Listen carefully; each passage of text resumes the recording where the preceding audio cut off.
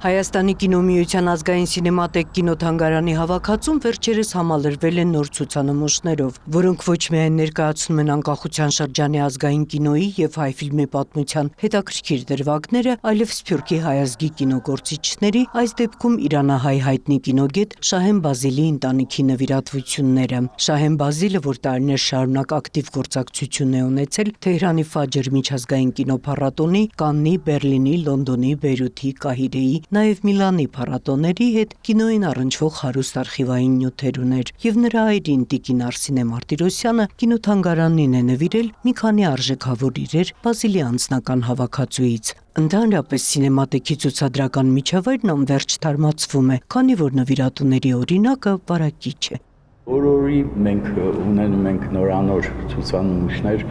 եւ օրորի ձևափոխվում է մեր ցուցասրահը, քանի որ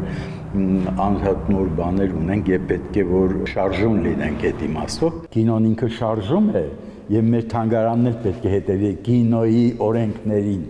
Կինոթանգարանի հայ ֆիլմի ռեկվիզիտի բացառիկ եւ հեղինակային նմուշների շարքը այժմ շարունակվում է նաեւ Վիգեն Չալդրանյանի 2 «Ձայն բարբարո» եւ Քրմուհին ֆիլմերի հագուստների, դեկորների եւ հարդարման պարագաների պահոցից նվիրատվություններով, որոնք կինոռեժիսորը վերջերս նվիրել է սինեմատեքին։ Դրանցից մեկը «Ձայն բարբարոյի» համակցված նկարահանումների համար ստեղծված մանրակերտն է, մյուսը Քրմուհու հայտնի կեղծամը։ Այս նույն կեղծամը, որ այստեղ հիմա մենք ունենք իր նվիրած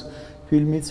դերասանուհու օգտագործման կեղծամն է եղել ֆիլմում, խնդրեմ, այստեղ արդեն տեսնում եք, որտեղ ինքը ամբողջովին մազազուրկ էր դերասանուհին, որտեղ պետք էր այդպեսին լինել Քրմուհին, եւ ինքը օգտագործում էր ահա այս բարիկ ասեմ կամ կեղծամ ասեմ դա։ Կինոթանգարանի ֆոնդերը շարունակում են համալրվել եւ դրանք նոր ժամանակավոր ցուցադրությունների հիմք են դառնում։ Նոր նվիրատվություններով է ամբողջանալու նաեւ հիմնական ցուցադրությունը, որ սինեմատեքում պահպանվի եւ շարունակվի ազգային կինոյի հիշողությունը։ Նունե Ալեքսանյան, Արտակ Գևորգյան, լուրեր։